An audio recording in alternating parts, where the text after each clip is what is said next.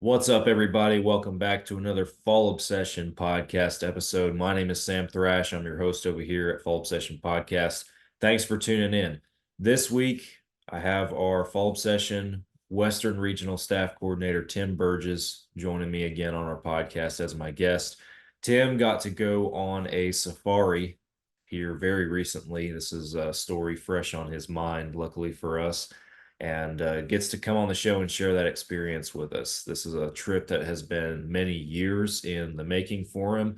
A lot of postponements due to COVID several years ago and everything that's pushed it back till now. And really, really awesome experience that he and his family had out there in South Africa and getting to go on one of these safari hunts. So we hope you guys enjoy the conversation that I had with him.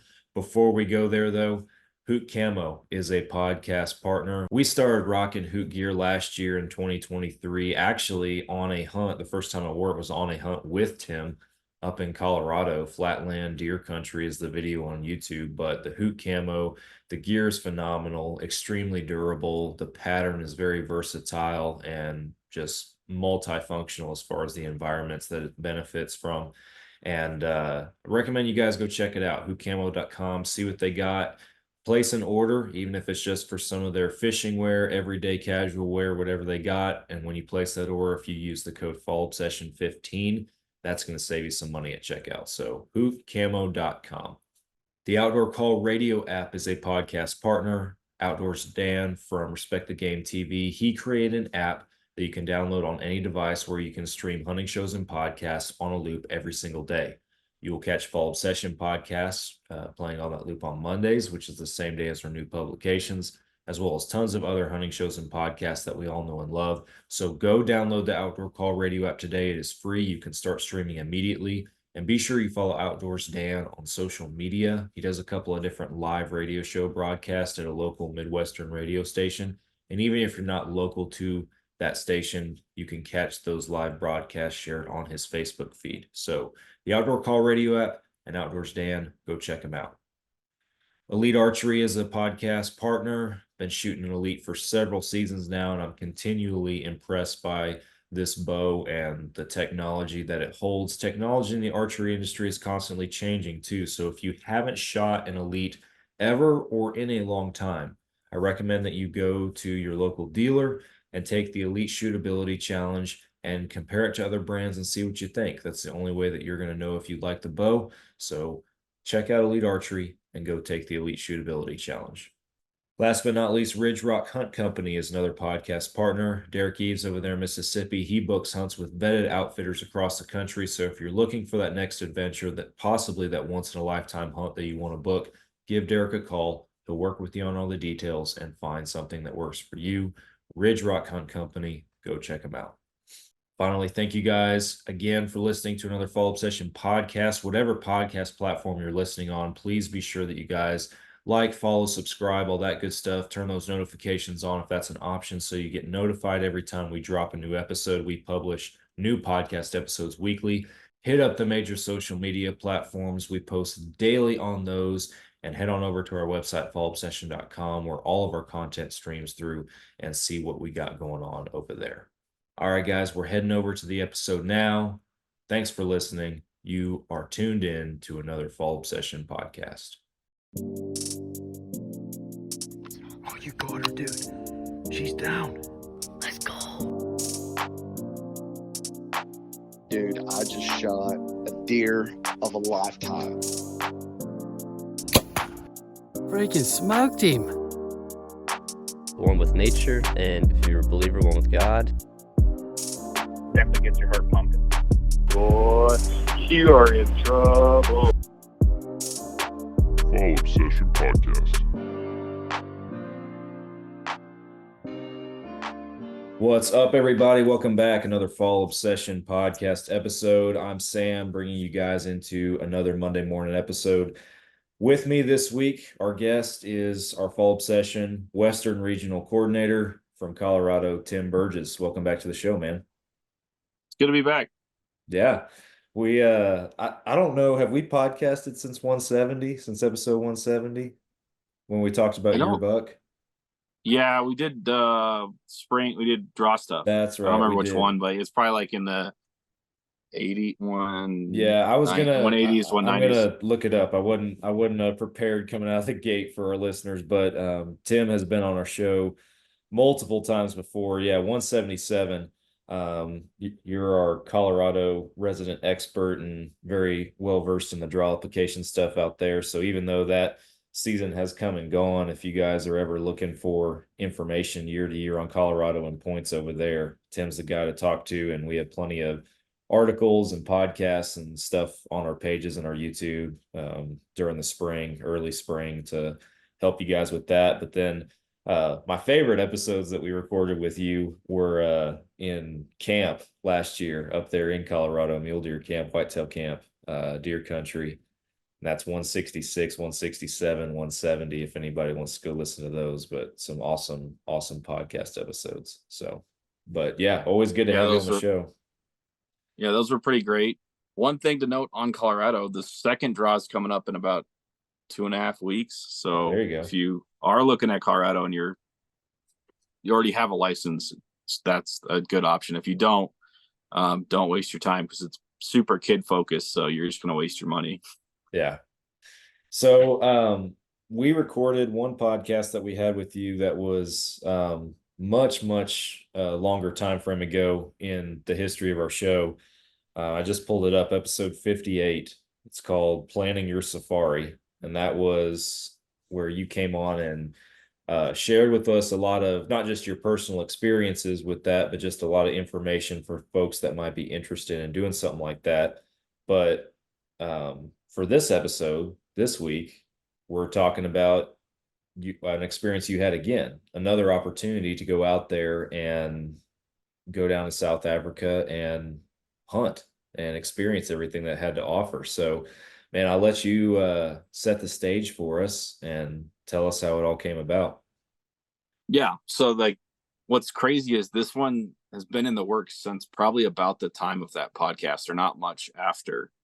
Wow. So way back, you'll remember like March of 2019. So way back in the day at this point, I'm running. Back then I was doing Pheasants Forever, and I was doing charity auction banquets for them. I wasn't working there, but I was volunteering, and that was my role, was helping with charity auction banquets.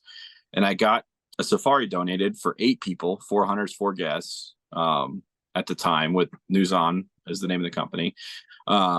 And so I told my dad, I was like, hey, and this is right after I'd gone previously. My mini safari was in like summer of 2018. So this is like, just after I get this thing set up. And then we have a banquet here locally that I'm running and everything. March of 2018. My wife is like 38 and a half, 39 weeks pregnant. It's a good chance I'm not going to make the banquet. Everybody knows that, because like it's the 9th and we're due like the 14th. So there's like, everyone's like, yeah, we don't plan on you big here, whatever. So there was a whole bunch of pressure. But so we end up, she didn't have the baby. We're good. So we go to the banquet, and I told my dad ahead of time, I was like, if this is less than $5,000, like, you're buying it. Like, it's going to look really bad if my name is on this as the one who bought it, as field, but because it's worth like $17,000 for everything it includes, which I'll get into in a minute. But basically it's like I said, 4 hunters, 4 guests, and then you get $1,000 per hunter in like trophy credits, and then $500 per hunter in taxidermy credits.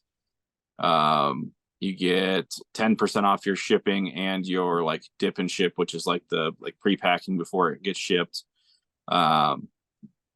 All your meals transfer to and from the airport. Obviously your professional hunter and trackers and everything like that, all their like upfront fees. Obviously you're supposed to tip and everything, but it's like all of our fees were, so basically like we're walking in where it's like you could feasibly, if you were super cheap and did like shot the cheapest things only, you could get out of there for like $1,000 or less a piece, minus your airfare. That was the one thing that you don't really get around, but with some planning you can make your airfare pretty reasonable by just stockpiling miles for 10 years or whatever. But I don't know. Anyways, so like way back then, we have this whole thing fall into our laps, and we're at the banquet, and my dad and I are at the table. My like whole family's at the table. My dad, my mom, my brother, his now ex-wife, my wife, me, and then some of our friends are at the table, and we're like right up front. And I had told the auctioneer, like, hey, if it gets to this amount, just fake bid it and I'll buy it on the back end.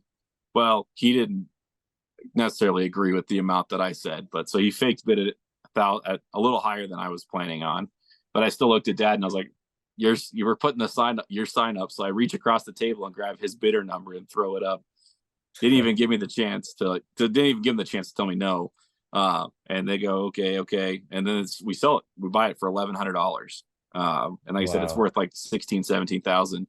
And so this is back in, again, March 2019. So we emailed the place and work all the details to go in May of 2020, because we're about to have a baby, me and my wife. And so obviously, like, it's not going to work for us to go.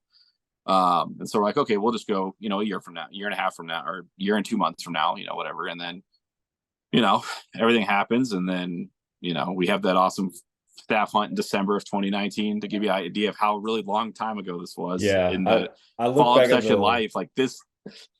I look back at the podcast too itself, and it was, let's see, April of 2021 is when we recorded that last one. So still a couple years after that. But yeah, you just said earlier 2019, so way back in the day. And I'm thinking to myself, was like, that does not feel like way back in the day, but that was over 5 years ago already. It's crazy, man. It was over. I mean, this has literally been in the works for 5 years and 2 months to finally get it to get it all taken care of. And really, if you count like the time I got the donation to when we made it all work, that I had kind of like had in the back of my mind, like, this is probably going to happen. It's probably been more like 5 years and 7 or 8 months. Like, wow. Anyway, so it's been a long time coming. So we finally get, like, obviously we schedule for 20, COVID happens, reschedule for 21, COVID happens, reschedule for 22, COVID happens. We skipped 23 just because, like, logistically, like, it wasn't going to work out for my brother and like stuff with his kid and a whole bunch of other things. So we skipped 23, and then we end up scheduling and going in 24. So it's me, my wife, my dad, my mom, my brother, and then my dad's 2 uncles is who all went. And so there's 7 of us instead of 8, the original 8, but whatever. We couldn't find one more person who really wanted to commit and everything. And it just didn't make sense to bring somebody who wasn't in it to be it. Right. Anyway, so we get it all set up, everything, get our air. Now we're booked. So we finally get to go, and of course we fly from Denver. We were flying United, fly Denver to Newark, and then they have a direct from Newark to Johannesburg. Basically that's the one way to go direct. And then the other way is if you fly Delta, you can go anywhere to Atlanta, and then Atlanta direct to Johannesburg, which is what most guys do, because it's you save a lot of time versus flying to Europe. So yeah, so a lot of guys, like, the other way to fly, like I said, is fly to Europe and then do the, like, basically half day layover there. And it's during the day. So, like, originally when we first looked at it way back when, we were going to do that. And then on the way home, we were going to spend a couple of days, do Europe and stuff, which obviously is a really easy way to get your wife to say okay to go, when you're like, hey, we'll spend 4 or 5 days in Europe on the back end. And you do it on the back end. That way, you know how much money you've spent. That way, you know what your Europe budget can be really for, like, stuff when you get there. So you don't go first and spend way too much in Europe and then get screwed when you're like, oh crap, my safari budget gets jacked. Yeah. No, you let your Europe budget get jacked. Yeah, you gotta plan ahead a little bit in that aspect. Yeah. So that's one big tip if you're gonna do that, is do it that way, or have separate, like, sets of money for each one, and then that be it. Anyway, so we finally get down there, but we're like getting ready to go. We go to Newark and everything. We have a 4-hour layover, not too crazy. Plane gets delayed, crap. Whatever, life happens. And then, like, finally after an hour and a half, 2 hours of the delays, they're like, hey, we're canceling because we can't find a working 787 here in Newark. And they're like, we'll probably get you all out tomorrow. And that ended up happening. We ended up losing a whole day of hunting and being there and everything on the front end, which sucked, but it is what it is. So then we finally get there, and they PH's professional hunters pick us up at the airport, drive us to camp, get into camp at like close to midnight, a little before midnight local time. So basically it's like quickly, like, settle down, try to, like, get on, like, we slept a bunch in the car ride up because it's like a 2.5, like between 2.5 and 3 hour drive. So you're like sleeping in and out on the drive up, which is not great because it's like you need to sleep as soon as you get to camp, but it's like you're just so excited, like it doesn't matter, like nothing's gonna like keep you asleep the whole time. Yeah, kid on But we Christmas get there morning. and then yeah, exactly. And then it's like you're kind of screwed because it's like you get there and it's like you have like 9 hours that you have to like waste, or between 6 and 9 hours you have to waste before you can start hunting. Like just, and your like options are like sleep or just like drive yourself mad by being awake and then not having good hunting the next day. So do all that. We get there, get settled, quickly eat, go to bed, get up at, I'm wired. I can't sleep. I wake up at like 4 o'clock wide awake, and breakfast is at 6. So I'm like way up early and I'm like, screw it. I'm just going to, go deal with it and go and hang out in the lodge, the other part of the lodge. Because basically the lodge we stayed at was like a main hangout area, and then 6 bedrooms, and then like a different like side house for our professional hunters, and another side house for the trackers, and another side house for this and that. So plenty of space, huge area and everything. So we're eating breakfast, get up, hanging out, wait for breakfast, get breakfast, we get rolling. Have to go shoot the rental guns and make sure like we're all set and everything. And one thing I noticed right away is our rental gun had a light strike on one of the primers, and I was like, like this is something I gotta be ready for happening later on. And thankfully it happened then, because it did happen later, and I'll get to that in a minute. But it didn't actually cost me anything, but it was just kind of one of those things where it's like, oh, this isn't good. Yeah, like, not something that and the whole ready for necessarily. So yeah.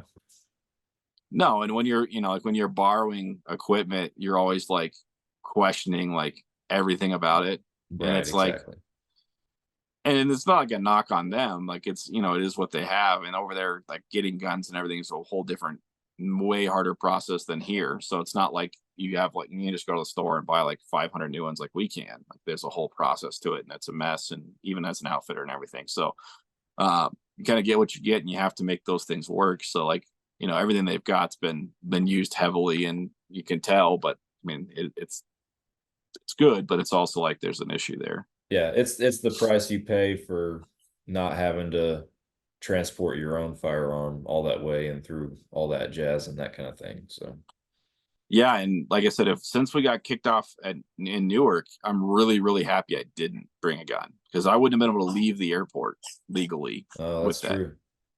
Because New Jersey's, super crazy, and so it would have been a huge mess if I did bring a gun this time. So hindsight being 2020, it was a huge blessing to not bring one, even though I definitely could have benefited from bringing my own a couple times. But Yeah.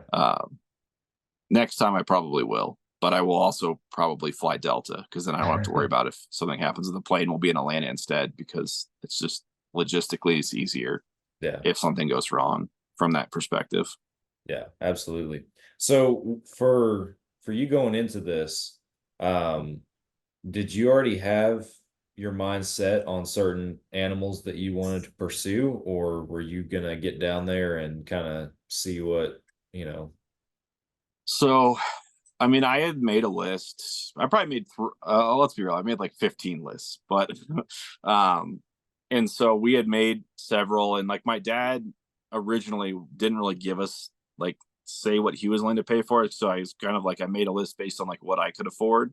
And then I forget when, but a few months before we went, my dad said, "Hey, I'm willing to pay this amount for you, and this amount for your brother, and this amount for me. So like you can spend this much, and then anything beyond that, it's your own problem." So, going in, I had a budget of 10,000 plus our 1,000 we got in credit. So I knew I had 11,000 before I had to touch my own money. And so I was like, okay, well, I got that to work with. So I kind of built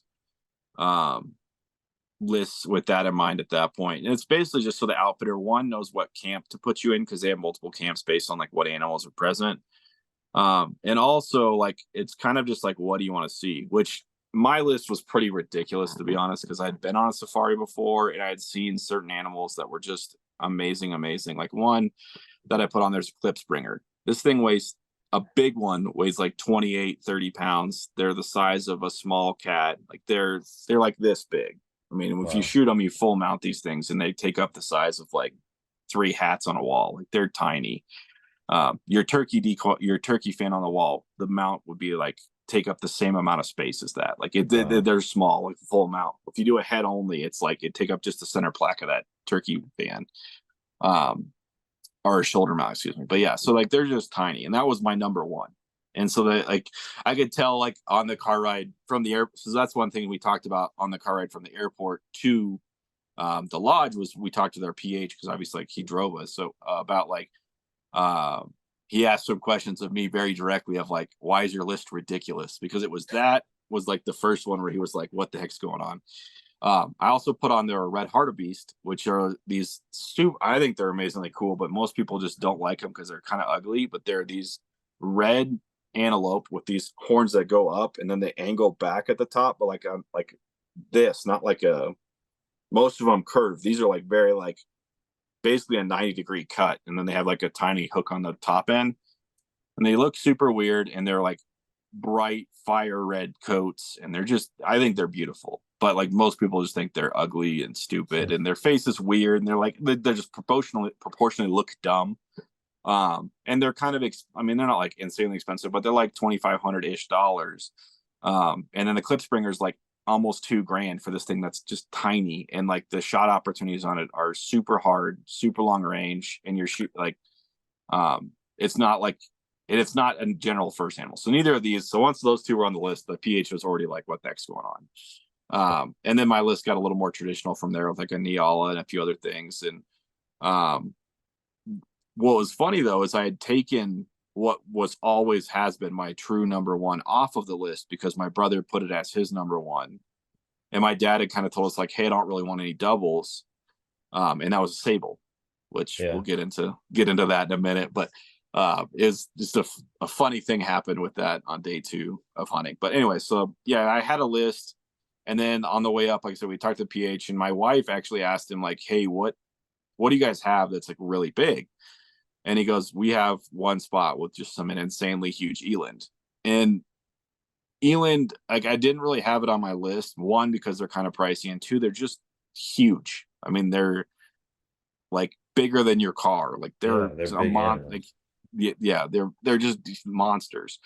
And like what's annoying about Eland is from a scoring perspective, and not that like the numbers really matter, but like ones that score really well are like just hitting their prime, because their horns actually decrease in size as they age when they get to be more like typical Eland.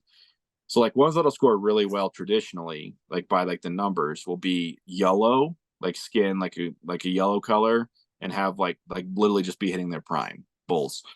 Whereas like a traditional, like what everyone thinks of when they see like a true mature Eland is a big gray Eland, or they call them blue Eland, which is like the one I got, where their hair color changes from like it basically like falls out to some degree and then changes from this yellow color to this gray color as they age, and it goes front to back. So like the more gray they have, the more mature they are. It's like mine is gray to about like 3/4 of the way through his back hip. Like he's as old can get. Wow. And then they also grow this hair on their face, like between their horns and everything, that kind of looks like it like mixes, like almost boxes the horns together. And that's another super typical like old Eland trait, but it doesn't happen until they're like way past prime. And they're not going to score as well. So like I shot a like monster Eland by size and by everything else, but he scored not great just because his horns have already started to decrease and come down, which whatever, doesn't matter. But anyway, so kind of back to the where we are. So first morning, we kind of went out with like, hey, we were looking at like Neala, because we're going right across the street from where we're staying. So we're like, he's like, there's Neala here, there's Kudu here, which is my dad's number one. And me and my dad are riding together, and then my wife and my mom are in our truck too. So we shoot, we do all that, we go across the street, and first thing, like we literally get in and like make 2 turns, and we're like honest, and he's like, oh, Neala, get out, we're going. we're on a stock for a Neala, like less than 5 minutes into the hunt. Wow. And so I'm out running around for a while, and it doesn't work out. And so then we get back to the truck, comes and picks us up, and we have a tracker driving the truck. And so my mom and my dad and my wife are hanging out in the truck, just kind of looking around and looking for animals and stuff while we're out walking around, me and the PH.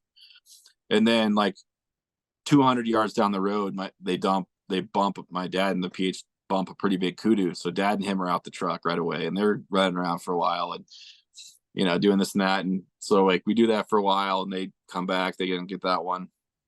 And then kept going around that same spot, and we found some springbuck. And so then they're hanging out with these blessed buck together in this one spot where he knows the blessed buck always are. So we kind of go approach them, and then everything falls apart. Things bump, next thing bumps, next thing bumps. We just keep following them. Then we bump a huge kudu that's taking a nap. Then we bump this thing, and then we bump that thing. And then it's like an hour and a half, probably an hour and a half later, we finally get to where like they're sitting on like a road, like hanging out on the road, eating against the side of the road. And they're just like in a huge clump. And so it's like, okay, we just have to wait for like them to walk this way, because I only have small windows to shoot through because we don't want to get any closer. We're only like 60 yards from them. So it's like a slam dunk shot. It's just a matter of like getting your clear target in the right spot. And so they finally start to move the way we need them to. And then like he's like, okay, that one's good. That one's good. This one, oh, he's like, that one's good. So we finally get that correct one, which is like the 7th one of the springbuck to come through. And I shoot him, and he runs, and he lands like maybe 15 yards from us. Just like that's where he gives up and just like slides down and just ends up there. And then so all the blessed buck and everything just keep running, and they run right next to us. And like a bunch of them stop at like, I don't know, 15, like he's here, and then like right over here, 15, 20 yards out, the blessed bucker just stopped. And so I'm like, is there a good one? He's like, in the PH is like, and he's like, no, none of those are worth shooting. And he's like, oh, that one is though. And then that one's just like running behind all of them. It's like, yeah, he's got a screen. He knows what's up. And so we call everybody over, they come over. And so that's the first animal of the trip. From like, so my car comes over, and then it was the first shot fired on the trip. I get this really nice springbuck and get our pictures taken, load them up, take them back to camp. And at this point it's like 11:30 ish. So we're like, we'll just eat lunch and hang out, and then go back out, you know, in the afternoon when things start to pick back up, which was really funny because every other day we didn't like take a lunch really. And that's like, it was crazy how much stuff we still saw midday. Oh yeah. Like, I think if we had hunted midday the first day, we probably would have had like 1 or 2 more animals just because of the way like life worked out. But so then we go back, and then so I'm like, okay, my dad's up. We need to try to get him, you know, something that he wants. And like his number one is kudu. And then after that was just kind of like something cool. Like he didn't really care. But he wanted to make sure he got 2. So he got the discount stuff, and just so he, you know, qualified and everything and all that. So, we're going out, and we drive around and around and around and around, and we see he takes like 2 or 3 more kudu stocks. None of them work out. And we're getting down to like almost last light. There's probably, I don't know, 30-ish minutes left, and we bump this one. It's just standing, and they stand super high. Like, I don't know if you excite, it's hard to like say how tall they are, but like the bushes that were like head high on me, their shoulders are above those bushes, or like at the top of those bushes. Like they're freaking tall. And then their necks are like even more, like their heads are 6.5, maybe 7 feet off the ground. Like they're not messing around. And when the super cool thing they have is their horns will go up and spiral, but when their heads are down, they can look up those horns and see perfectly. Like that's how they're designed to be. Really? And so they can see or they can use them where they will flip them on their, basically rest them on their back. And that's how they'll run through the bush, is they'll rest them on their back and look ahead. And then whenever they just want to check behind them, they'll just look back really quick. And then they're like basically just like super smooth. And then their feet are tiny. So they step weird, where like their front foot will step, and then the back foot on the same side will step in the exact same spot. So they only leave one track. Interesting. And their feet are like this big, like no joke, like the size of like 1.5 Reese's, to give you an idea, like really, really small for something that weighs 700 pounds, 600 That's pounds. crazy. So they're Wow. very big animals, but their hooves are tiny, versus like my Eland that was, 1,500 pounds. Its hoof was like this, like just straight up, like monster. Yeah. Like and even most like bigger than most cows. But yeah, like even the other stuff in the same like size class as a kudu, like their feet are like 2.5 times bigger, 2 times bigger. Like they're all like their feet are just always bigger, except for kudu have these tiny feet, which is why they just like disappear and they're silent, and everyone calls them great ghosts, and they're just sneaky. So anyways, we get to this one that's just hanging out, where we can see like basically his neck up, and that's it. And so like we asked the guy, we're like, there's no way there's a shot opportunity unless we take it from the truck. And the guy's like, yeah, we're gonna shoot him.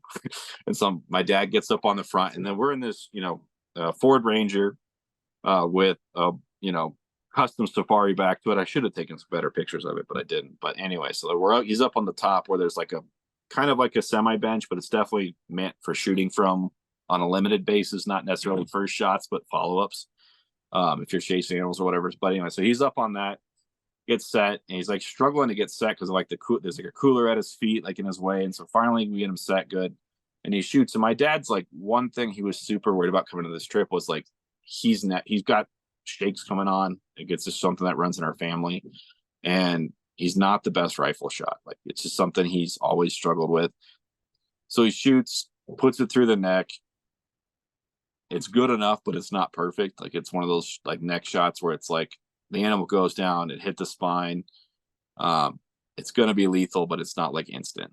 So we luckily it's not far to the animal, it's like 50, 60 yards from the truck. So we get out, we go over and check it, and it's okay. We don't have to like it bleeds out and dies, so we don't have to shoot it again. And then the work begins of like getting this thing out of there after like taking pictures and everything. And there's not crazy, but it took some time. And luckily they have like winches in these trucks, but with 4 of us in the winch, it was not like a struggle, but took some effort. Yeah. So we get that all loaded up, and then that's the end of the first day for us. And to be honest, there was like keeping track of what was happening with the other truck was such a nightmare, because it was just like, oh yeah, they came back with XYZ animals, and like if you weren't there at the lodge at the same time, you didn't even see them. Like they'd be like skinned out and packed out before you even like realized it. So I want to say first day, my brother got a Gemsbucket last light, I think was it. And I think that was it first day, but I don't remember. So I'll have to go back and visit. And if we need to amend, I'll write up an article. So no, you're good, man. So you just walked us through the first day. Back up a little bit to y'all when you talked about your flight coming in being delayed and y'all losing a day. Yeah. Y'all don't have a makeup day in this hunt, correct? No, we didn't. And it wasn't like we didn't even ask, just because like I was really the only person who could have stayed and made it work, because I had work off Monday. We timed it out where we got back basically like lunchtime Sunday to our house. And so I would be the only one who would have like the ability to stay. But it's also like most likely our PHs had clients coming in the next day. We found out after we got there that one of them did literally drop this off and then picked up somebody else like an hour later. The guy flew in on the plane we were flying back home on. So it was like just funny, because it was like, oh yeah, he got off the plane, we're getting on the plane. But so that one of our guys did that. And then we had another one that had a client coming in the next morning. We ended up having 3, because my wife and my mom basically got a PH starting day 2 there to be like their guide and just like take them to do whatever they wanted to do, because they didn't want to hang out with us, which is fair. And so they went and did some national parks and saw all kinds of beautiful things and saw tons of animals we didn't see. They saw a bunch of rhinos and elephants and lions, but not in the wild. And then like African wild dogs and cheetahs, again, not in the wild, but they saw a ton of stuff. They saw crocs in the wild. That was their one like mega predator that they did see. Yeah, they had a PH helped them, and that guy had a client coming in the next morning. And then like the other one we had one coming in like would have been Monday. It's like a day later, but there really wasn't even like, if things would have like, if we would have had it work, like there wouldn't have been anybody for us to like make up a day with anyway. So yeah, I got you. We could have maybe done like maybe could have like hunted the morning, but like we had this whole elephant thing planned. So there was like no really opportunity to make up the day. So yeah. So y'all are trying to make the most out of what you got at this point. So yeah. Yeah, and like with the number of stocks we had and everything, it was like, there's tons of animals and whatever. And you can definitely go and like shoot an animal every hour or every 2 hours. Like if you're not picky. And so it really depends on like what you I guess one thing I forgot about that happened that first day is I shot at a gemsbuck that I even called the miss. It was like I pulled it just at the wrong second and dropped the round right at its feet and hit like right in front of it. And then it ran away. And then my uncle ended up getting it on the next day. He ended up getting that gemsbuck. So that was like kind of funny. Whereas like he had really wanted one, and like we walked in on this really big one that like we didn't plan on seeing or whatever. So I took a probably the longest shot of the trip, and I just jerked it, and I knew I did. I even told the guys like it's gonna hit at his feet, and he's like, "You're right, it did." Like I was like, I pulled it low. It's gonna be at his feet. I know exactly the amount I pulled it based on what you told me to aim, and he's like, "Yep, that's where it was." But if you make a bad shot, normally, and this is just in general, gun or bow, if you make a bad shot, despite what some people say, if it was you or the weapon. Yeah. But a true marksman will be able, when they make a bad shot, will be able to tell you where that bad shot hit. That's my opinion, at least. For the most part. I mean, there's sometimes where you'll pull it and you just won't know because it won't act the way you thought. But I knew exactly. I slapped the trigger. It went straight. I was going to go straight down. I was like, it's going to be a foot in front of him, maybe 2 feet. It's going to be a clean miss, which that's the other huge thing with this. If you wound an animal, you're paying. Yeah. So you draw blood, it's yours. Yeah. Which we'll get into on day 2. It became a whole thing for 2 days. But so that was going through my mind. I was like, this shot's longer. I'm going to take time. And then it was like starting to move. And the guy at the PH rushed me. I'm not going to say he didn't, but he wanted me to get the shot off, which is great, but I should have just never shot it. It is what I knew. I didn't have enough time, and I rushed it, and luckily it was clean miss, so it didn't matter. But anyways, so day 2 we get up. Me and my dad had told we get told we're going to go to a different area that's like 30 minutes away, so we're going to get up. We got up at the same time because they're like, it doesn't really make sense to get there before you can see well, and we have to like check in when we get there with somebody that like is there, and they aren't really willing to get up like super early, which makes sense. Like they're just like a maintenance guy at this place, this farm basically. So that's whatever. So we get over, we get up, we go over, drive over this place. On the way there, we're passing by all these like breeding farms and like private, like where they have like small, like specialized, because they're like for some of the big monies in like weird colored things. So like Impalas, which are like the most common animal, everybody that goes on safari is going to shoot at least one, but they come in a million colors. Common's like an orange, and then there's a like white flank, which means they have like a big white part on the top part of their back. And those are like super expensive and rare. Well, on the way there, I saw a white flank, like massive breeding ram. I was like, oh yeah, there he is. And I was like, that's why he's behind this small, like high dollar fence. And like, okay, yeah, he's their breeder ram, making them tens of $1,000s a month on this, doing his work. But so that was pretty interesting to see that on the way there. And then we get like right before we're going to turn, and on the like left hand, the PH even thought we were going to hunt this place that we saw these animals on. So he was jazzed out of his mind, because we're all like, what? We pull up, and there's 4 insanely huge eland, all in the same class that I got. 4 standing right next to each other, like less than 20 yards apart on this one spot.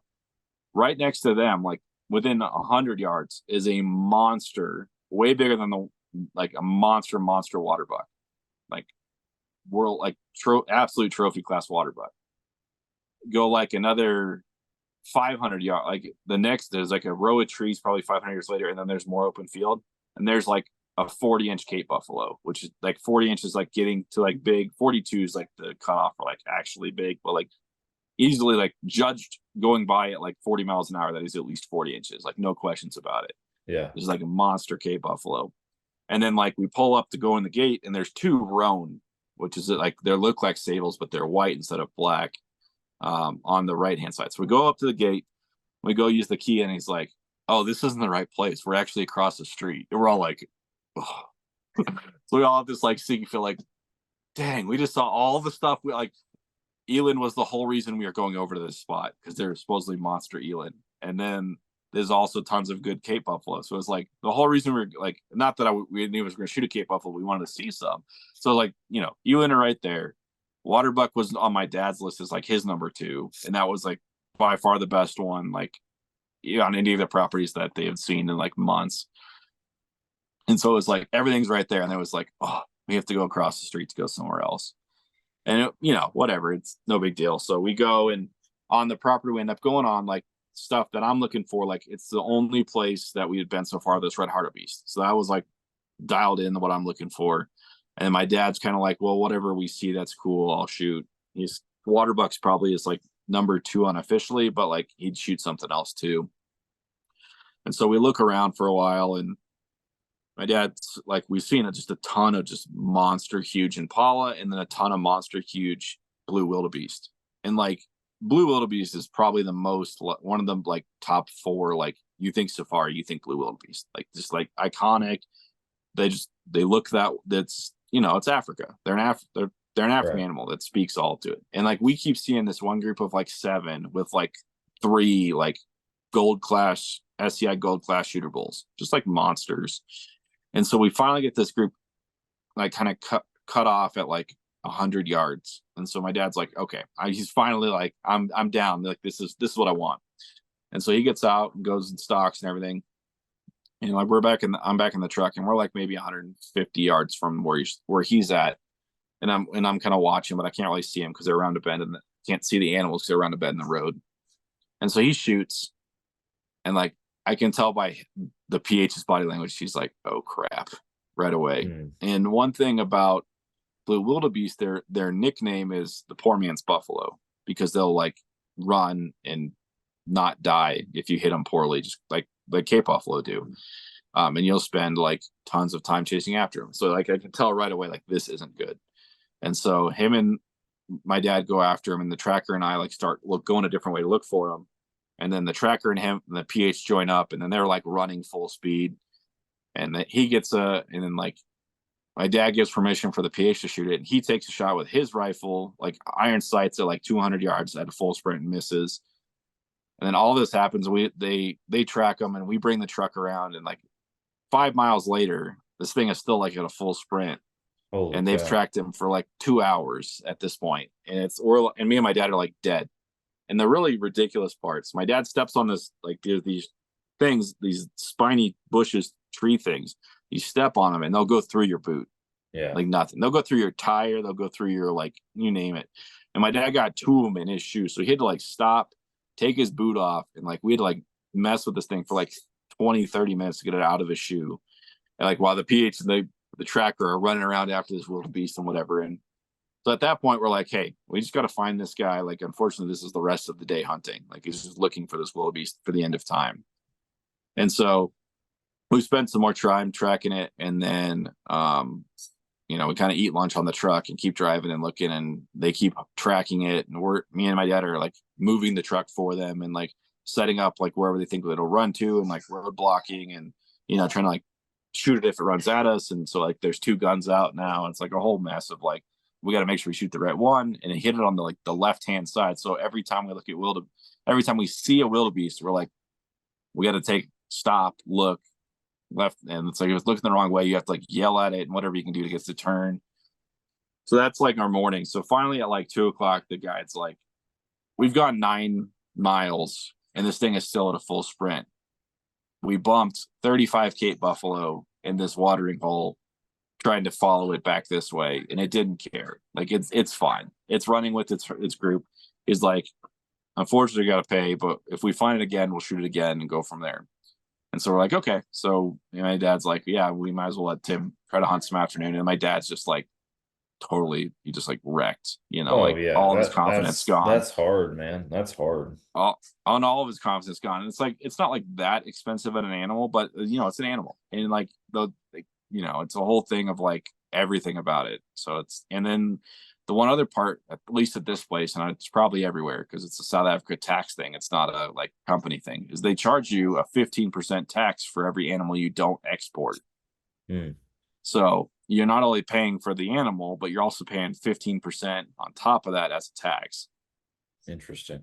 And you're not getting a trophy or anything, obviously. Like you're just, what the tax would cover your shipping, and like is on any of these things. So it's not going to cover your taxidermy, but it's going to cover your shipping. So anyway, so we like kind of regroup and start hunting, and then we find a waterbuck that I was like, okay, I know Dad wants one. I don't really want to shoot one, but I will if it's like a good one. So we get out, and me and the PH follow it for like close to 2 miles. No, probably like 1.5 miles. And we end up like 3 roads over from where we were. And it's like a 1/2 mile between each road. So yeah, about 1.5 miles. And so we get picked up after we're like, we can't find it. And then kind of just do some more driving. We're going up this other road, and the PH goes, "Get the gun ready and get on the top of the cab." I'm like, okay, like something's going down. And he's like, your dad's wildebeest is coming. And my dad me and him are just like, okay, well, I'm shooting this thing. Like it's my shot. Like there's no question about it. And so they're running left to right or right to left in front of us and so it's perfect because there's the blood sides towards us, and so they're running at full speed at like 175 yards, and there's not really a way to get closer, like be able to like stop the truck, because there's going to be a window where they're like on the road, and then I have like another 200 yards, and then they're going to be gone, and that's my shot window. And so he's like, we're on it. He's like, it's the 4th one, and then like he's the last one, so I'm on the last one. Well, he didn't see one that I saw, so I'm on the last one, which is really the 5th one, and he's like, oh, 4th one. So I'm like, yeah, I didn't think it was this one. So then I get reset, and it's already like probably 40 yards out into this 200-yard field window that I have to shoot it. Already at like 175, out this way, vertically ahead of us. So I'm like, okay, I missed the shot yesterday at like 230, 240. So I'm like, I'm putting it on its nose and just running with it, boom, squeeze off, end up hitting it. But of course it's a gut shot because, I'm hitting it running full speed while trying to play all the games and everything. So I hit it, not great, but we another round in at this point is it something. So we regroup, figure out where they were crossed and everything, find the tracks, give it some time, because we're like, hopefully it just like goes and lays down and like gives up, which sometimes you gut shot animals, they do. And so then PH hands me his 375 Ruger, and me and the tracker are going in after it on foot, like at close range, and like on the possible charge, he gives me the big gun. And then he takes the rifle we're using, which is like a 300 Win short mag. Is what our rental rifle is. He takes that with my dad. My dad's driving the truck, and the PH is in the back. They're going off to look for it, where it's probably running off to kind of cut it off, and then we're gonna like push it through the bush and hopefully find it laying down or whatever. And so we track it for a long time, me and the tracker, and I mean we went 3.5 miles, and then he's like, okay, here's where it's gonna grow up with the other group, because it got separated by itself for a while. Then he's like, this is where it's gonna go rejoin the group in this spot, and it's gonna run across this road, and that's where the PH is gonna shoot it, and that's where it's gonna be. Not 2 minutes later, we hear gunshot right from where this spot's supposed to be. And I mean, we're like 1 mile away from where this spot's mile and a half away from the spot. And that's what the tracker told me. He's like, based on this pattern, this is exactly what's going to happen. And we get there, and we find out the PH shot the wrong one, because this group of 7 went in behind. Well, they came out in a different order with the wrong side facing him. So he made a perfect shot on the run, dumped one, literally landed it on the road. It's dead on the road, but it's the wrong one. Oh, and so now we're like, oh. And this is like this is like 3-ish in the afternoon, 3:30. And so like we're like, it is what it is. While me and the tracker were up there, I kind of missed some details that'll matter, so I'll come back. I'm gonna go back.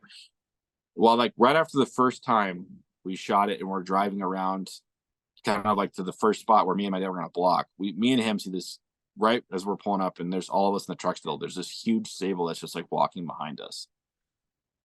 With it's big male, a female, and then like a youngster with them. And so it's just this group of 3. And then like Sables don't care. Like they just walk around, they own the place. Everybody knows they own the place. They just like, and that's why there's like so hard to find big ones, because like they're just easy to like take, because they don't run, they don't get scared, they just hang out by the roads, and like you can drive by 5 times and they'll be there 4 out of 5 times. Like they just don't move. Yeah. But they're awesome. So we see this guy. When me and the tracker were up in the spot, like where he thought the wildebeest was going to lay down, the Sable is in there just like dicking around. So we're like, oh, that's why the wildebeest didn't lay down in this spot, because this big dog's in there just like screwing around, eating some brush and whatever. So fast forward, we get this wildebeest that the PH shot, and my dad's like, we'll figure it out when we get back to the lodge. He's like, I just want to take one home. Like, we'll figure it out with your boss and everything else when we get back. Because the PH's boss lives at the property where I shot my springbuck the first day my dad shot his Kudu. So it's like right across the street. And they're coming over. They come over for dinner every night. So it's like, we'll just figure it out with them tonight. And that was gonna be my question, was if a professional hunter makes a mistake like that, who's responsible? It probably comes down to the company, and it probably comes down to what the client and the PH have said to each other. My dad didn't want to make it like super awkward and screw the guy over. He's like, just we'll figure it out and I'll just pay. And as long as I can bring it home, it's like, that's like, as long as I can export it, we'll just pay for both and not worry about it. And then we're planning on, regardless, coming back here to hunt tomorrow to find this one. And like, this place had the best Nyala we've seen. We saw it first thing in the morning, but hadn't seen it again. And it had my red hartebeest and one or two other things that were on my list, and supposedly had Eland, but we hadn't seen any. So, it was like, we'll come back to this place, and it's 2,500 acres. It's not like huge, but we haven't seen it all yet. And so we're like, yeah, we'll come back here tomorrow regardless. So 3:00, we get the guy loaded up, and there's a skidding shed there. So we drop the tracker off with the blue wildebeest to like work on it while me and the PH and my dad go back out. So my dad, like, the PH gets us driven out of like the little area, and I'm like, hey, why don't we let my dad drive so me and you can like watch for stuff? And we go by the Sable. Now it's the third time we've seen this Sable, and it's just absolutely everything you dream of in a Sable. Big old horns, swoop back, beat out, and it's like, and they're super curled. Whereas like in South Africa, like, they're super bred, of course, and everything. So the like, a lot of the Sables are starting to like flatten out their back curves, and so they're having like less like true hook. They're more like flat like this on the way top of the curl. And so that's one thing that's like getting into the things. It doesn't have that. It has, and then when they go flare out, like, it's a super mature one too. So it's got everything. And so we're like, okay. So I tell the guy, like, hey, we should see if we can do that. He's like, well, I got to check, because like, we're basically on like a rental property, and the way renting there works is they pay like a flat fee, and then they like have animals they're allowed to shoot on that place. And of course, like, wildebeest, no big deal. Impala, no big deal. Waterbuck, no big deal. Everything else we went for, well, Sable wasn't on my list. They haven't even asked about it. Well, we didn't have a Sable permit. So he texts his boss, and he's like, whatever. And so the boss, says, we don't have one, but I'll call the guy. And so he calls the owner of this place. Not 5 minutes later, we get a call from the boss saying, hey, yeah, you guys are good to go. Wow. That's like, obviously it's a money deal. It's like, who's going to say no to money when it's like, especially when they know they only have one bull Sable on the whole place. So it's like, he knows what he's letting go, because it's a big one. But so we're like, okay. Then we're like, okay, so we got to drive back to the spot where this was. And we get back over there, and we're kind of far away, and we're intentionally going to certain parts of the property to look for the wildebeest where it should have ended up, while we're doing all of this. And so we're like, okay, so we'll go back this way, go back by where the Sable was, and they're not there. There's like three clumped together in this one little like spot off the road.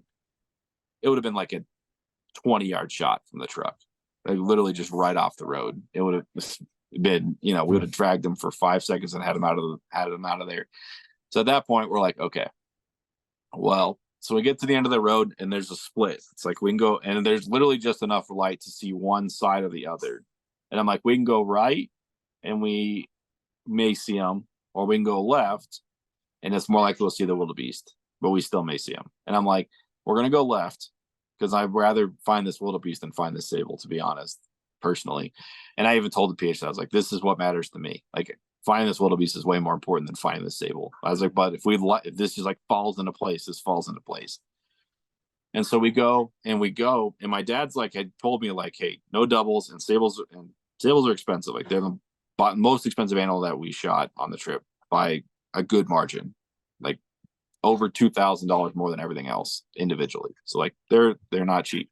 And so we knew my brother had already gotten one this day. He got a black Impala in the morning, got a Sable like right after lunch, and then my uncle got, I forgot what, something. Maybe that's when he got it. I think he got his Gemsbuck that day, the one that I missed the day before. But so they had a huge day over on their side, and we had this like kind of crappy day, to be honest, to this point. And so my dad, who's driving, sees the butt, and they have these big white butts and these big black bodies on like a mature male Sable, and he sees it. You know, it's like maybe 150 yards off the road to the left side. He sees it and he stops, and he just reaches the hand out of the cab and just points like this, like, yeah, it's over there, because we're looking over here and where the wildebeest should be, and I'm like, well, we're gonna go, and this is gonna be, you know, it's gonna work or it's not gonna work, and like we have like enough time for like one quick stock, and it's not far. I just have to like make sure he doesn't run away in this field. And there's so many Impala and at this place that like anytime you do a stock, you just spooking them, and they're just running by everything. And so you have to hope that the Impala don't really scare this thing. It's really what it comes down to. And so we go and we spook like 15 Impala, and they run by. 5 of them run like within 20 yards of the thing. It doesn't care. But it's the dad and the mom are there. The baby's not there. So I think that was part of the reason they didn't really care. The dad and the mom are like 10 yards, 15 yards apart, hanging out, eating like their preferred food and everything right there in the spot. So we get to like room like 120 from it, get the sticks up, get ready. And I'm just like, okay, I'm just gonna take my time, nail this shot. It's a slam dunk. It's not hard. I'm on it. Good. Click. Light primer strike. And I'm like, yeah. Oh. And so I, and then I'm back on it, resettle, perfect shot, dump them.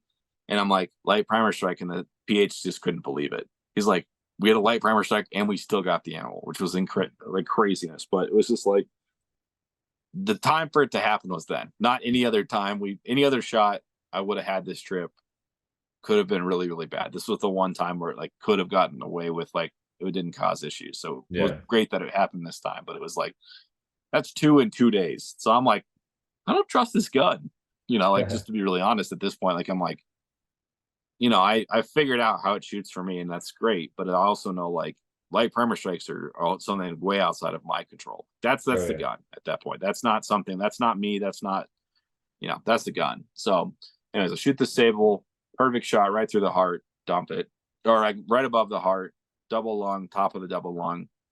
And I was like, just a touch high. So PH tells me that like for the next one, he's like, you need to come just a little lower, because their vitals are weird. Deer are right behind the shoulder. Almost everything over there is actually right on the shoulder. So you basically shoot through the big shoulder every time, or you try to shoot like not in front of, but like right on the left, like forward side of the shoulder blade. Yeah. Like it's a weird placement to get used to. And so mine, like I said, was just a touch high, which I think I was probably overcompensating for the range, but it was it double lung perfect, put him down. Yeah. No worries. Yeah, it was a slam dunk, great shot still. It was like a 9 ring out of a 10 ring shot, like nothing wrong with it, like absolutely money. So put him down, we get him then. But now our pack out's a pain in the butt, and our tracker's back dealing with the blue wildebeest back at getting shed. So PH is like, you guys hang out. I'll be back in 20 minutes once I go pick him up, and we'll get this guy. We'll get some pictures taken at that point, and we'll get him, and then we'll get out of here. So me and my dad are just hanging out and get to talk about, how crazy today was. And, we're hoping the wildebeest just like walks by in the next 5 minutes and whatever. Cause he left us the gun and everything in case it did. And of course it didn't, but then we get it all, and we get pictures taken, and he moved out. Now we're moving this 600 plus pound. I guess it's a little under 600. I think it's about 550. 4 of us have to drag this thing like 200 yards. Oh, wow. And they have this awesome tarp with these really good handles on it. So we each have like a good handle, and we're picking them up and carrying them. But like, that was exhausting. Oh, that's a haul for sure. Yeah, it took us a good 20 minutes to get them dragged out of there, and then into the truck, which again, the winch saved our butt. Sort of hard because their horns are so big, and the way they're shaped and everything. They're sort of hard to place, but we got them in there, got them up, and we had to go back and get the blue wildebeest that we have cut up back at the butcher shop, get that all. And now it's like dark. So we do that, and then we pick that up, and we drive home.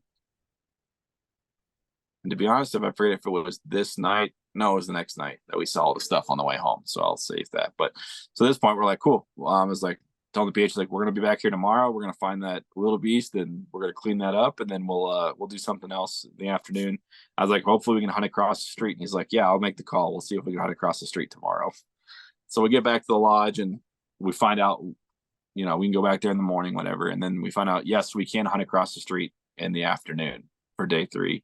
Awesome. And we're like, okay, so day 3 is going to be sweet. It's going to be hopefully a whole morning of just like trying to find this thing. And then afternoon of we're really hunting for what we really want in a really cool environment that we didn't have. Because like one thing where we were, there's a lot more like intermediate trees. Like it's definitely like your mesquite country. It's like basically what we were hunting. A lot of like under 15-foot tall trees, shrub brush, stuff like that. Where this place across the street from where we were had a literally 5,000 acre continuous field with no trees. Oh wow. I mean, and like we literally, like, I'll get into that part, but like just it, like, and on one side, the other side had a like 1,500 acre continuous field with no trees, and it had several spots with like 500 plus acres continuous with no or like minimal trees. It's like just way more open and like actual grassland savanna you would think of for like typical Africa than we had been hunting at any other point. Everything else was like the shrub brush, very mesquite Texas tree style, like hunting. Short shots. You could maybe have a long one on the road, but beyond that, not, a couple openings here and there, whatever. But lots of shorter shots for sure. But this other place, we're like, wow, we're gonna have some open.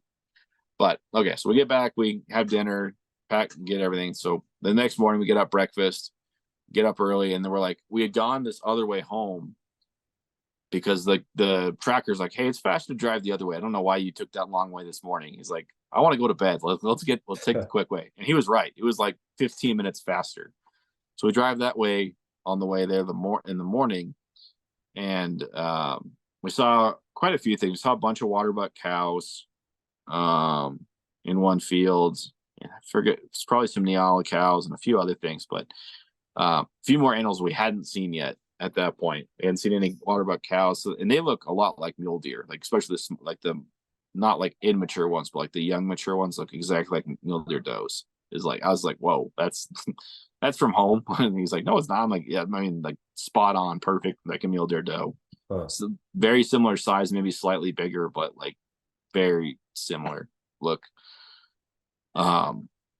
Anyway, so we get to this first spot, and we're like, okay, point of this morning is to find that wildebeest. We're just gonna track and drive and look around, and every wildebeest we see we're gonna take a good look at, and you name it. And we spent like hours doing that, but it's been like probably 2 hours at this point. So we were getting like 9 o'clock. We were on this one corner in this thick stuff where we're like, they'd bumped all the buffalo, and the wildebeest like had hung out, like the one place it had slowed down the day before. And we're in there, and he goes on this one road, and he's like, then he like quickly yells at the guy to back up, and like we all saw something down the road, but we didn't get a good look. And he's like, oh, that's a nice waterbuck. And I was like, I really don't want to like shoot this waterbuck. I really want to find this wildebeest and whatever. And then the PH gets out of the truck and he goes, that's a really nice waterbuck. And I'm like, crap. So I'm like, well, if I can get out, and I'm like screwing around on purpose to try to like take the extra seconds so that hopefully it like, if it's going to work, it's going to work like with no issues. Like I'm not rushing anything. I'm not kind of, so he gets the stick set up. I get the rifle down. I'm like, okay, I'm on it. And it does this thing where it takes like a double step, and it's like just about to go, and it's facing straight at me. Like it's full on like slight quarter. Let's see, that would be quartering away. Yeah, it's like dead on, but like slightly off. So like head here to you. Yeah, hard quarter too. And so I'm like, okay, so I want to be just a little lower than yesterday and put it right in this right spot.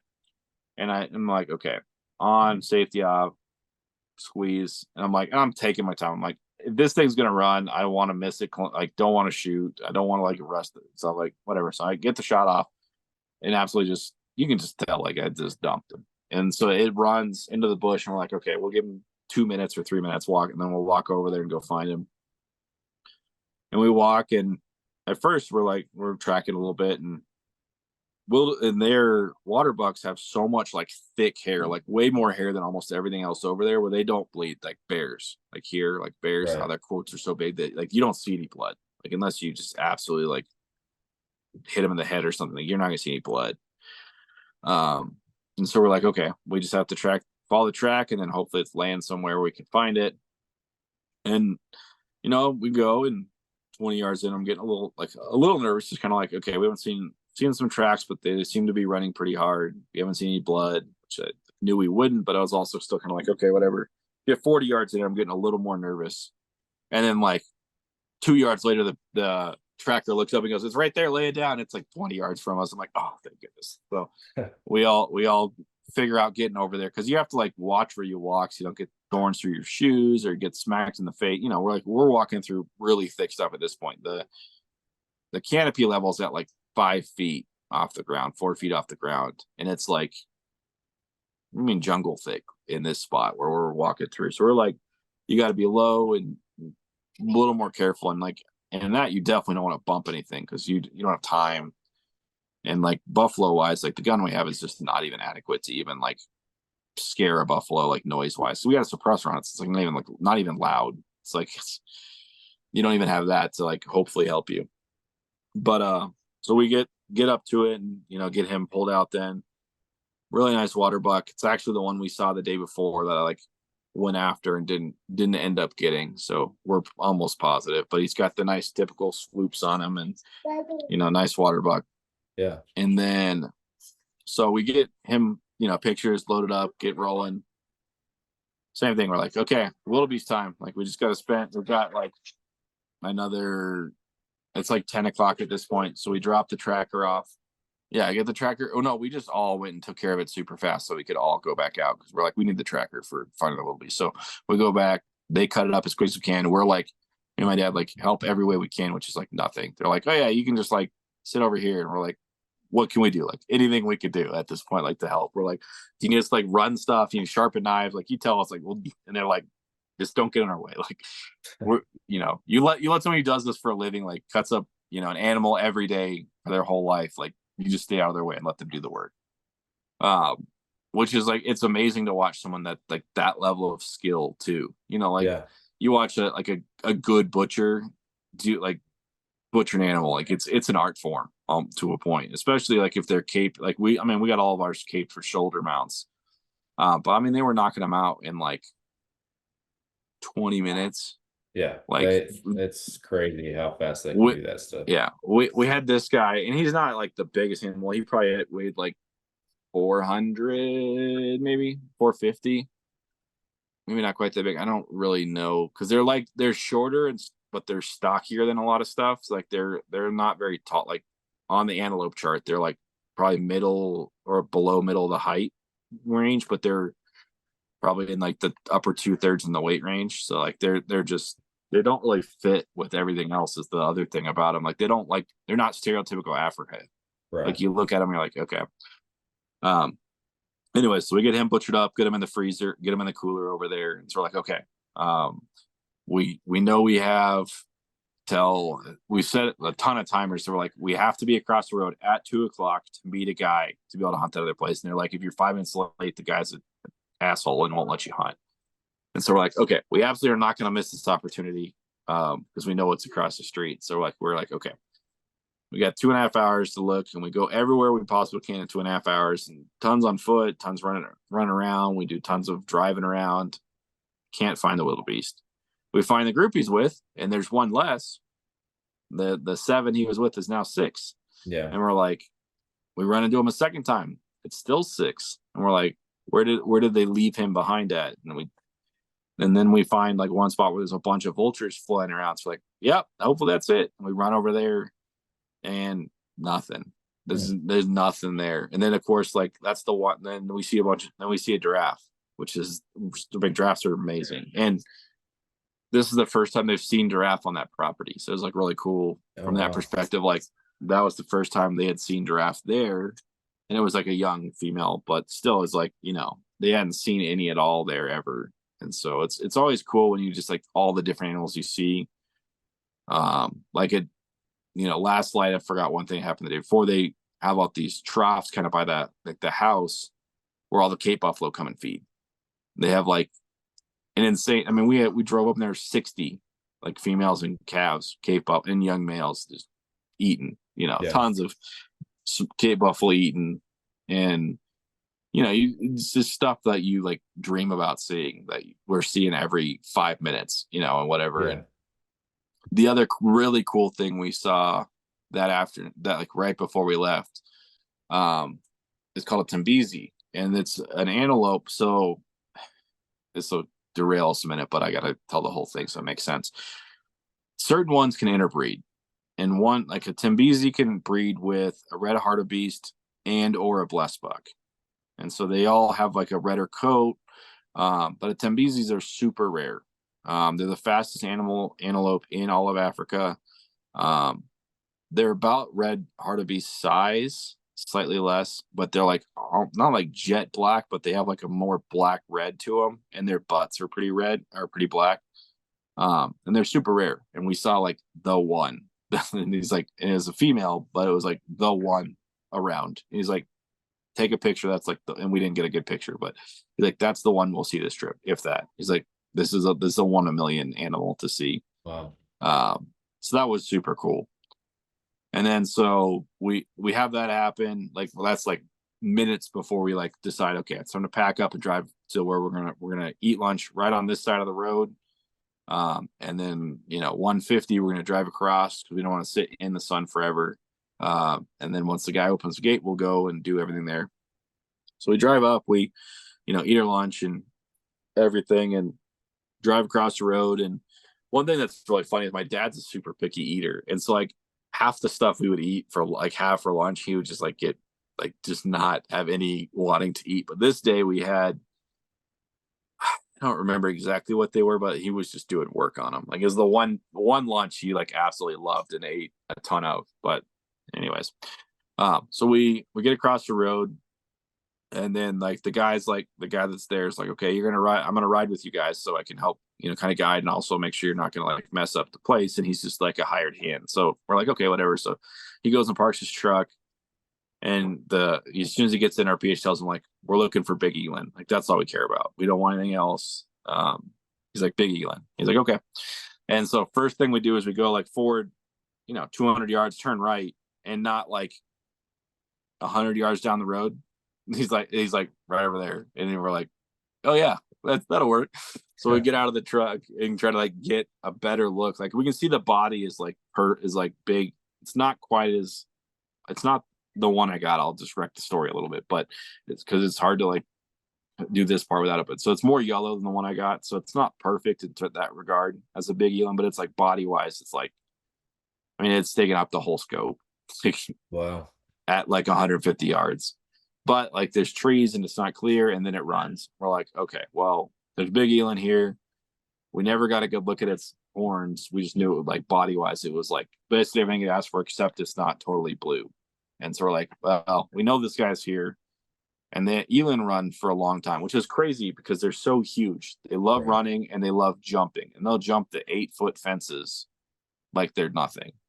And they weigh 1,500 pounds. Like think about that. That's crazy. A bull, like a full size bull running and jumping an 8-foot fence. Like it's nothing. And they got full speed, and they just don't even slow. So it's just, they're nuts. I mean, just incredibly insane animals. And like, it really wasn't on my list, but like I said, they had huge ones and they're just massive. And like my wife was like, oh yeah, we saw 2 the first day. I missed this part too, right after my Gemsbach incident. And they were much smaller, but they would have scored probably pretty well because they were like males just getting into their prime. But it was like, it's not an Eland to me. And even the guy, it's like, yeah, that's a made in China Eland. Was the joke he kept making whenever we saw a small one. He's like, made in China Eland. But anyway, so we go after this, we go after Zealand. And so we drive around and look. And finally the guide's like, our professional hunter had never actually hunted this property before. It's like the other professional hunter that's helping my brother and my uncle they're texting back and forth. And the guy's like, hey, ask him how to get to these fields on this one side. He's like, every time I've been over there with a client, there's been at least 20 eland. He's like, every time. And so we finally like find out like, oh, this is where that big field is. And so we drive that way. On the way there, we bump a watering hole. And at this watering hole, there's at least 50 Cape Buffalo. Oh, wow. And 2 of them are like close, like the best 2 we saw probably all trip. And they're like low 40s, like maybe 41. So like getting there. And one of them's like every bit of an old man. Like you can tell like he's been fighting. He's got like chips of his boss smashed out. Like he's the dominant absolute beast. And he was off on one side all by himself. And everybody else was on the other side of the watering hole. Like he owned the spot. And so that was super cool to see like their behavior with that. And so we watched them for a bit. And we finally saw a red hartebeest, like right before that. And I'd been like wanting a male. We saw a group of females the day before, but like we finally saw a male red hartebeest, which was on my like absolute got to see and wanted to have one. But he's like, it's a really below average male. And I was like, I'm not going to blow this eland hunt for that. He's like, no, not with what eland are here. He didn't even let me consider it for more than a second. He's like, that's not something you want to do. He's like, even with we can get the perfect shot, like and just pick him up off the side of the road, like it's not worth it. It's like it's anyway. So we keep going, and then we hit this 5,000 acre field, and we're just like, as far as you can see this way, and like way out to the sides, it's just grass, and the grass is like knee-ish high, a little bit less here and there, but you know, and it looks a lot like our CRP fields at home, like that. You like give you know what that is now, so you can be in the picture with me.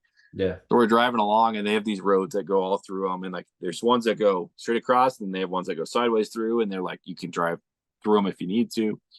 And so we finally get like 2/3 of the way across, and we glass up this huge herd of zebras, and there's bigger stuff behind them. And zebras are big. I mean, they're a full-size horse. Like they're a good size animal. And we're like, there's bigger stuff behind them. It's like, it's got to be eland or like Cape, but they're graced. And so we're like, it's got to be eland. So we keep going. They were actually a lot closer to each other than we thought. Like they're only like 50 yards apart, but like just the way we were, that seemed way farther, and we couldn't get a good angle to start with. So we finally get to like, you know, we've been driving in this field for 40 minutes to get to where we can see the eland finally. So like, okay. And we get a look, and there's like, oh, that guy is gray and huge, and the rest in that herd are all like yellow, solid bulls, like solid cows and bulls. He's like, okay, that's our herd. We're gonna drive over there. We're gonna make it work. And we're like, basically, your shot in this field is like, you've got to make a shot, and then you get on the truck and you just, you know, drive and shoot until you get them down. It's kind of how it works. And like what I'm shooting is probably like caliber minimum for eland. Like it really should be like a 338, maybe a 375, just depending on bullet selection and whatever. It's like, you know, 300 Win short mag is like, it's not like a bad choice, but there's better choices for sure. Right. And one thing, like with guns you'll rent there, they're European style, so shorter barrels, they have lesser muzzle velocity, they use different bullets. Like these are shooting 180 grain Akibon. So we actually had good bullets where like the 7 mag that my brother and his truck were using was using like the cheapest Winchester bullets out there, the power points, which was really funny that they were using these super cheap bullets, you know, but whatever. So we had a little better setup than they do, but it's still kind of like, you know, you got to make it count. So we get up there and we get a shot from the truck, and it's like once, and I gave my dad my rangefinder. I'm like, we don't need to know exact. I just need to have some idea in case it's actually farther, because we're pretty sure we're not going to get sub 200 on them. We get to 177 and they're stopped. So I put a perfect first shot exactly where it's supposed to go, and then they take off, and then I reload, and I hit them 3 more times on the run with the first mag. So I put all 4 in them. And then we're like, crap, I'm out of bullets. And the bullets are up in the cab of the truck. And there's 4 of us in the back of the truck. So it's me, my dad, the PH, and then the guy we picked up from the place here. And so the PH literally jumps over the side rail, which is like not like truck rail. There's like a, head high side rail on this thing when you're standing in the bed. He jumps over that, grabs the bullets out of the back of the truck, runs around, fills it up. So then I reload. So I've got, 3 more this time. And we drive after them, and we're using, it's legal there. It's definitely not a ethical hunting practice in the States in a lot of senses, but you got to track animals a way you can track them there, and they're running 40 miles an hour across 5,000 acre fields. So we're driving along, and we get to a spot where they slow down a little bit, and we can get a shot at like 200. So I shoot 3 more times. I hit him two out of 3 this time, and he keeps running. And like basically what I'm doing is I'm putting it like just in front of the body, and I'm just like trying to put him in the body. Like we just got to put shots on target at this point, slow him down. And so then we reload. I got 3 more. Do it again. And I hit him all 3 times. The 3rd time, so I've hit him 8 out of 9 shots so far, and he's still running like full, like just absolute tanking it. And like I said, all shots sub 200. First one was absolutely perfect placement. The rest are like, we don't know exactly where they've hit, but they're on meat because we can see them react every time, except for the one I put right over spec. But then I knew I put it right over spec. I even said it. So we reset, get it reloaded, and then he finally, like, we've been driving for a while. It's probably been, it felt like forever, but it's probably only been like maybe 10 total minutes since I first shot him, but it feels like it's been, forever. When you're, my adrenaline's starting to come down. Like it's been that long that we've been just jazzed. So he finally slows down and he turns like quartering away this time. And so I just smoke one in from the backside. And then he finally goes down from that one. And I'm like, and then, great, perfect shot on that one. Absolutely just punched it, goes down. We get over there. He's done very quickly after we get there. Whatever. Then, then we have to do all the work. We get pictures taken first. And then with 5 of us, we can't get him up with the winch. Like we broke the winch. Like they had a metal connector for the winch, like a ring that's this thick. Like that thick. And it snapped and launched and just broke. So now we're just using rope on wire, which of course is like a little sketchy. So like we gotta gut this. We gotta gut this thing so that we might have a chance of getting it in the truck with what we have. And it's like we're so far from getting help. Like the other camp's 30 minutes, like the other guys are 30 minutes away at the other camp. Like the other place, like back at camp is where they're hunting that day, my brother and everybody. And then we're like 35 to 40 minutes drive inside of this place to get to where we are. So we're like at least an hour plus minimum. And like telling them like, oh, we're out in this field in the middle of like nowhere. Like come find us. Like it's not gonna happen. Yeah. So we're like, okay, we got to get this done and get out of here. So we finally like fight, get it up on the side, and we're all just like push, throw the truck bed up, lock it in. And they, like I said, it's just super cool truck beds with these screw in things, and just finally get it. And it's just like in sliding, and we're just like, okay, we got it, we're good. And then we're like, well, we got to take the guy back to his truck. Then we have to drive across the street and pick up my Waterbuck from this morning, and then we get to go home. Yeah. And so we're like, okay, so we drive, and it's like we're not even like, we're basically, it's dark 5 minutes after we start. Like, and it's dark fast. Like once the sun goes down, it's dark. So we're driving across this like endless field, and we've been out in the field for a while now, so we're not anywhere near one of the roads. And so, and we're, we've got the guy that we picked up in our tracker back in the back to make sure like the Eland doesn't like fall, like mess up like if it falls out or something, they can stop us. So we're like, he's like yelling back and forth, or like using the radio back and forth to tell us to turn. And of course, hauling this 1,500 pound, 1,300 pounds after we took the guts out, so probably weighed 200 pounds. Animal, your truck doesn't drive like it normally does, especially when it's a Ford Ranger. Like it's not like a full size 250 diesel, big old truck. It's a little truck, with a big animal. So like the PH like gets, every time like he gets late direction, he's just pissed that he's like, I gotta like slam the brakes, and it's a manual, so he's like slamming the brakes, downshifting, and then like making the turn. Everything you possibly do to like prevent the have it go well.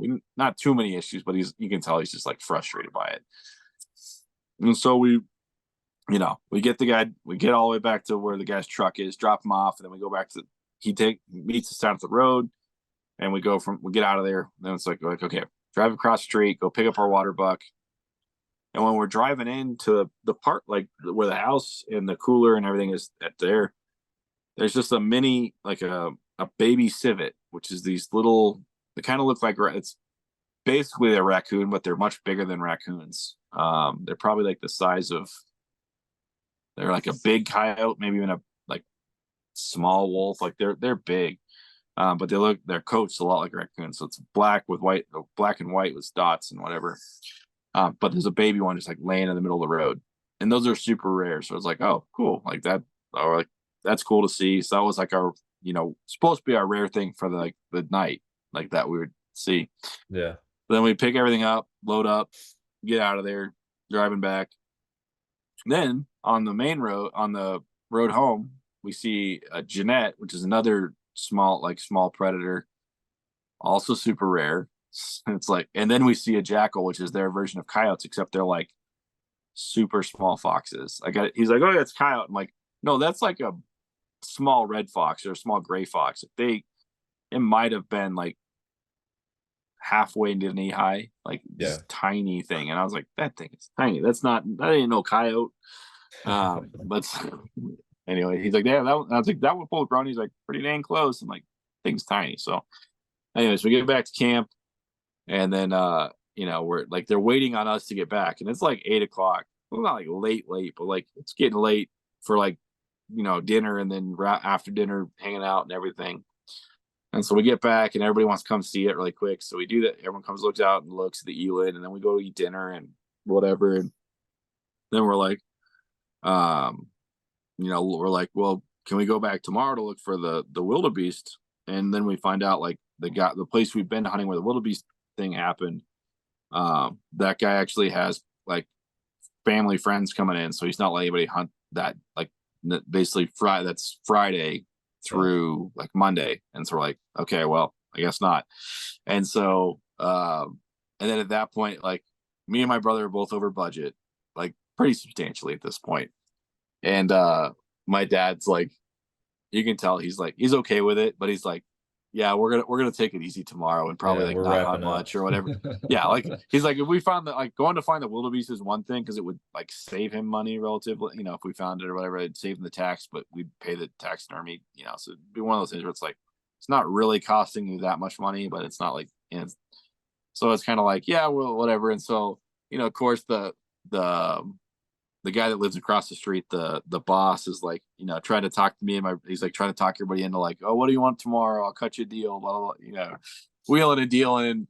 And then so if he goes, what, if you want a blue wildebeest, I'll do half price on this place across the street. Or if you want an Impala, I'll do half price, same thing. And so like we kind of just sat with it and like, whatever. And at that point, and it's like and then my uncle had a springbok that he had shot pretty close to last light that night across the street that they couldn't find. So we're like, well, first thing we're gonna go find that springbok. Like, well, you sleep in a little bit, find the springbok, and then go from there. But okay, yeah. Friday. So I get up early because my wife and my mom and my uncle are going on a trip to Landsberg, which is one of the national parks. So I wake up when my wife wakes up, because you know how that is. When your wife wakes up, you don't sleep unless you're like good. So I was like, I'm whatever. I'll go back to bed after she's up. I'll make sure that PH gets up and takes them and everything. And they're supposed to meet at 5. They're supposed to leave at 5, and it's 4:40. So I'm like, okay, we'll go eat, whatever. And then we go, and the guy's not there. 5 o'clock rolls around. I'm like, well, I'll walk down to their spot and start and wake them up. So like 5:10, I start knocking on their door. Finally, at like 5:30, the guy wakes up and he's like, oh yeah, he's like, why are you waking me up? I'm like, dude, it's like, it's 5:30, it's time to be gone. He's like, oh crap. You just see like his wife, it woke up another PH at the same time, like not just the one that like, so like the other guy just gave him a look like, you're screwed, I'm going back to bed, your problem. And he's like, yep, my problem. Is like less than a minute later, he's like back totally dressed, and like he came up like in his like just like totally just got out of bed. And he's like less than a minute later, it's like, oh yeah, like you threw everything on and you're ready to go like in less than a minute. That was impressive. But to make it out of there, and I'm like, at this point, I've been up for an hour. I'm like, I'm not going back to bed. So I just like take a seat by the fire and chill and kind of watch the day wake up. And we, out our window where we are, there's been like giraffes and zebras and warthogs and ostrich and all kinds of stuff just like coming in and out in the mornings and in the and like at lunchtime and whatever. And so I'm just watching that, and we see a bunch of mongoose on Friday, which was a super cool animal that day that we got to see. So then we get up, we have breakfast, everybody's ready, and then we're like, so we look and find the Impala. Find the springbuck that my uncle shot. And then we get that loaded up and we go back and take pictures. And the PH is like, well, I guess that's it. And my dad, me and my brother are like, well, Dad said we could go for Impalas at the half price place if that you guys want to. If not, we get it. And they're like, oh, yeah, we'll just take one truck though, because like we have the other one getting cleaned already and whatever else. We're like, that's fine. So we're all in the back of the truck, and the PHs are up in the cab, and the skinners are working on stuff, whatever, and getting the meat ready because we got to move it all tomorrow. And then so like we see one, and like we like holler to the cab, and they just like don't respond. We're like, okay, well, I guess that one's not whatever. And like we've like seen enough Impala to know it was like it's not a bad one, but it's not like world record or anything.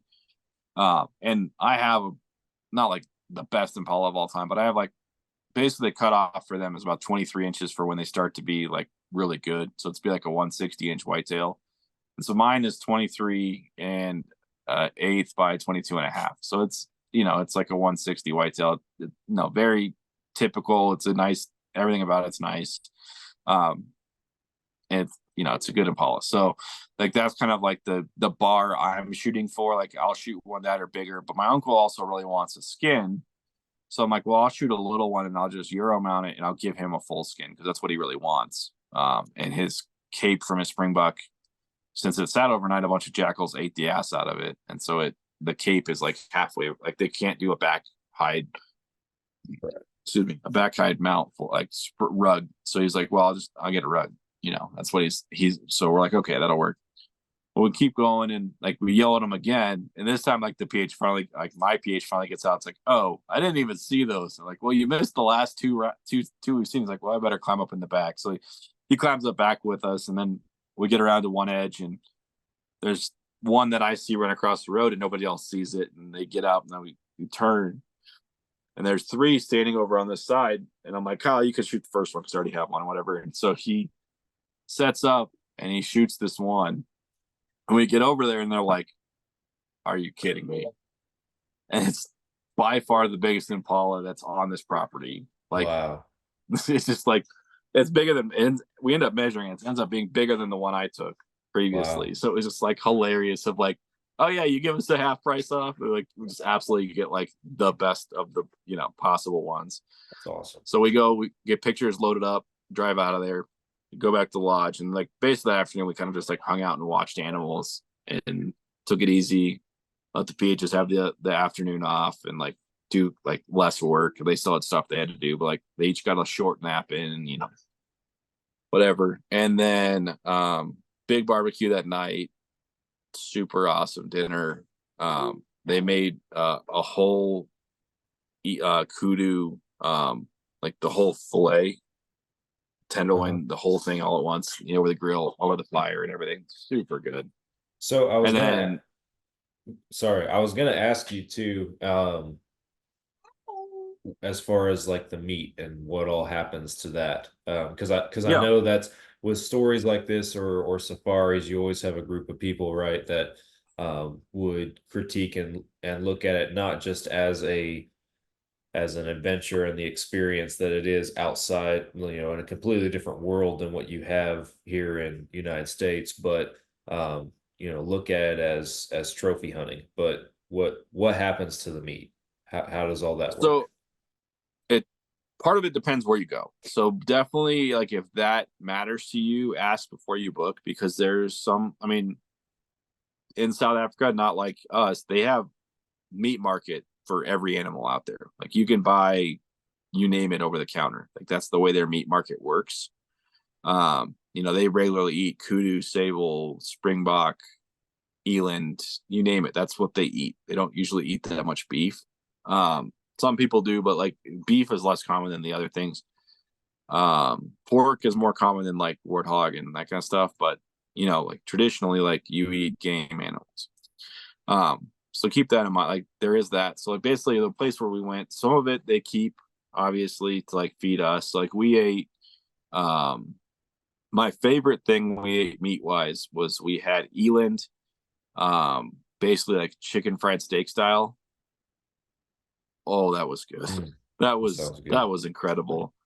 Then we had, like I said, we had a full kudu backstrap.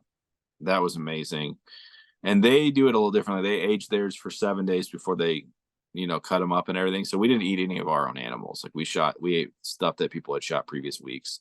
The last time I went, we didn't eat my animal. We ate somebody else's ostrich that was shot the day before. And then we ate Impala that was from somebody else's that they shot. So a different group shot the week before. But Gotcha. So that like that's one thing they do. And like where we went, they donate a lot of the lesser cuts to the like old folks home in town. There's like there's like 3 places they donate to in town: an orphanage, old folks home, and I forget the third one, to be honest with you. They donate a lot of like the lesser cuts. So I'm guessing most of my Waterbuck is ending up there because Waterbuck it's not bad, but it's definitely in like the lesser to eat animals. Most everyone would say Eland is number 1, and they're huge. So that helps too. But they also like, I mean, it's a lot like beef. Just everything about it. Kudu's really rated high. Sable's rated high. Impala's pretty good. Gamsbach can be good, but there's definitely preparations for it that people love or hate.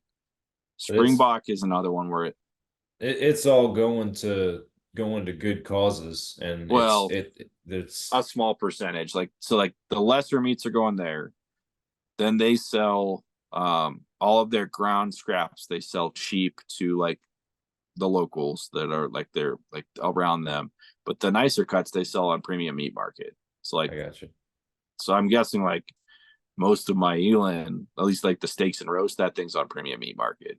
They probably keeping some for them, but I'd say 80% they're selling, which, it is what it is. Like that's one of their revenue streams. It keeps their costs down. It keeps it. So it's not that it's cheap, but it makes it more affordable if they can make,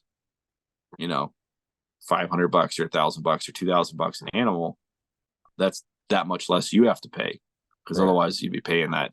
And trying to bring meat home, because my dad sort of jokingly asked, and it's like, you have to import animal products that you are going to like consume is basically an act of Congress. Like it's just not a realistic thing.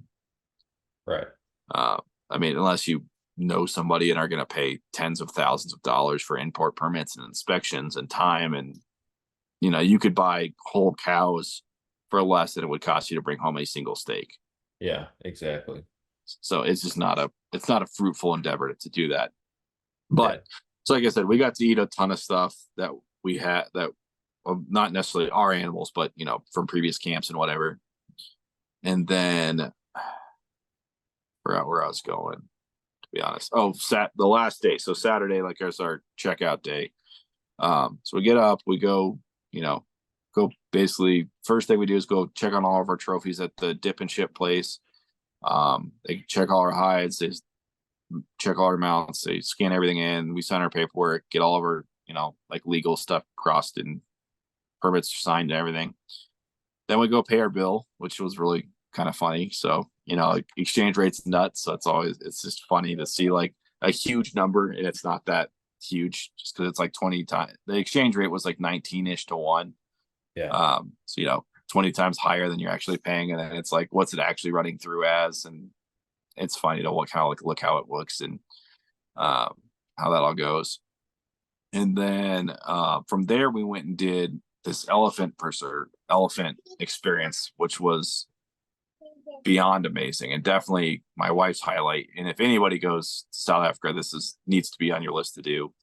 I forget the name, but we'll find a link and drop it in the comments, because it's that great that everybody who goes needs to do this. But it's this like rehabilitation place they have like 7 or 9 elephants. I forget what they said, but you go and you can pet them and hug them and, you know, play with them basically. Wow. And then they had this thing where you could go like, they selected 4 volunteers and they like taught them your name, and then they would like throw your shoe back to you. And my wife did that. And so she absolutely loved that whole thing of like, you know, an elephant gave her shoe back, like, and remembered who she was. Wow. And then we did this add-on where we got to go like walk through their like habitat with them for a half an hour, with, you know, guides and stuff, of course, to make sure we were okay. But like, so we got splashed like in their mud puddles by the elephants and stuff. And so we're going to the air. So I'm covered. My shorts have a bunch of mud spots on them that I'm wearing to the airport. And then for my whole flight home and everything. And I was like, I'm not going to change pants. Like, I don't care. Like, it'll be a story if anybody asks that I want to tell. So I'm not going to change pants. I don't think I changed my shirt either, but it didn't have any mud on it. But my pants had 4 or 5 good mud splats. And I was like, you know, it'll be a good story, whatever. I don't care. But for sure. So yeah, then we flight home, no adventures on it. Luckily we lucked out, and you know, everything, we didn't have any delays or anything, and we actually ended up getting home early. So that was great. But That's awesome. yeah. Well, really cool, man. That's an awesome adventure for sure. A lot of action-packed stories, to say the least, that you guys had up there. So yeah, I appreciate you coming on the show and sharing all that with us. Absolutely. Well, for the sake of time, we are going to wrap up the podcast, but if anybody has any farther questions about safaris, or if something that you're interested in, I know you're always willing to help people out and to answer questions. So folks can reach out to us here at Fall Obsession, and we'll put them in touch with you, and yeah, hopefully get them squared away. Absolutely. Yeah, it's definitely something that everybody needs to do once. I'll just talk for a quick minute and then we'll wrap. Sorry. And it can be a lot cheaper than you think it can. Like, if you plan and budget and stick to it, you could go with your spouse, taxidermy and everything, flights, you name it, under 10,000 for like 4 animals. Yeah. No, So, I mean, it's a lot of money, but it's like, if you plan for 5 years, you can find the money. Yeah, no, it's all about your priorities. And like anything else, like any other big game hunt you want to talk about, there's plenty of high dollar big game hunts out there, and you put your mind to it. And if that's what you're working toward and saving for, then it's absolutely doable for sure. Yeah. Well, for our listeners, thank you all for listening to another Fall Obsession podcast. Be sure that you like, follow, subscribe, all that good stuff on all of our major social media platforms and our podcast platforms. And with that, we're signing off, and I'll be back again with you guys next week for another podcast. Catch you then.